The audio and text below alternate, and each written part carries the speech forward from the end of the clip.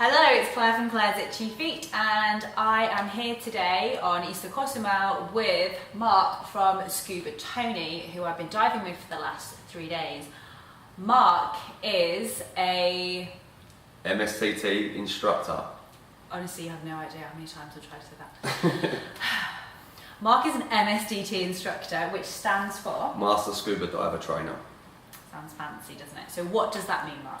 Basically, it means I'm in charge. Okay. So he's the boss. So I wanted to make this short video because I'm a new diver and Marc has been particularly helpful with helping me to get my weight down, control my buoyancy and control my breathing. So I thought, I know that a lot of people have the same kind of problems when they're starting out and they're new divers. So Marc, can you share some advice for new divers to help with their breathing, first of all?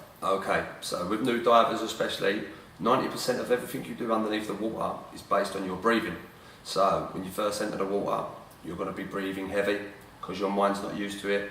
Nice and relaxed. Slow everything down. Everything you do under the water, you should do it very, very relaxed. It's hard for your brain to understand that you're underneath the water and you're breathing. What I like to do personally, I breathe in for 2 seconds and I release for 5 or 6 seconds. When you're in the shallows, remember to overextend your exhale,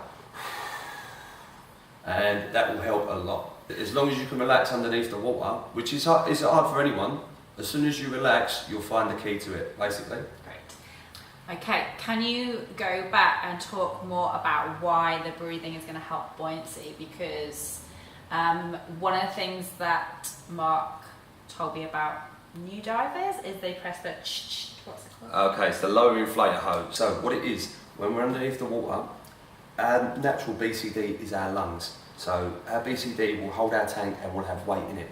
If you're weighted correctly, your lungs will take care of all your movement underneath the water.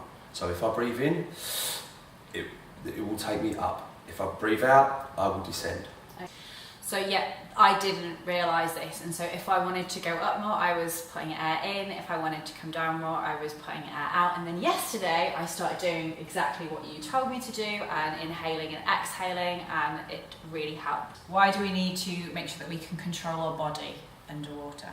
Okay, so we're going to investigate coral reefs, especially in Cozumel. So when you descend down, if you haven't got the correct buoyancy, you'll be going over a reef and you could float towards the surface, or even worse, you could be swimming along and you could descend and hit the reef. So we're firm believers in staying over 1 metre away from the reef and just investigating from there, and we don't want you to bounce into a reef, hurt yourself, or especially hurt the coral. Can you tell us why it's not okay to touch the reef? Okay, so the reef is a living organism and we carry bacteria on our hands, which is not good for this organism. When you see a reef, everything's alive, so it's not for us to touch. These reefs have been here for thousands of years, and by us touching it is irreversible damage.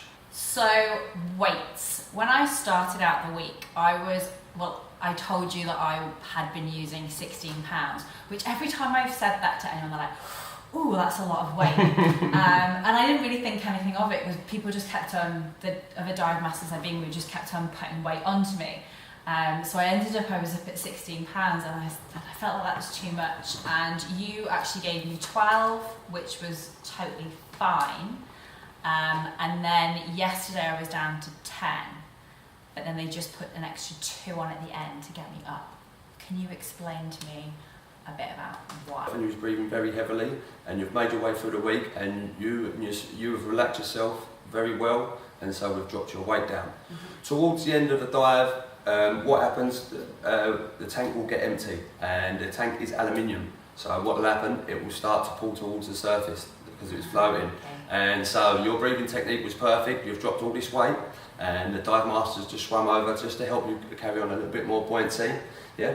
And we've made our way into the shallows, and perfect from now, you've carried on the dive. Great. So to summarise, don't stress too much about the weight.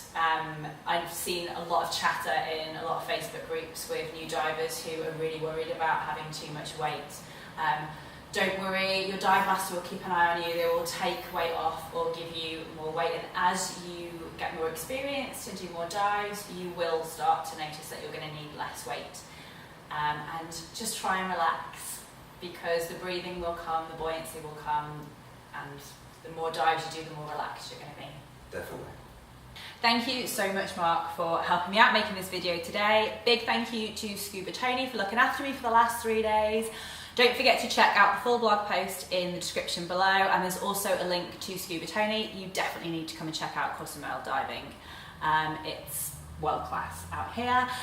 Subscribe to my channel so you never miss another video. So thank you so much, Marc, for helping me out making this video. I'm pretty loud anyway, he's quieter than me.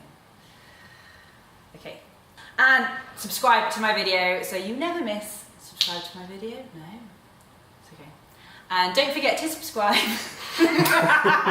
Oh. Clap.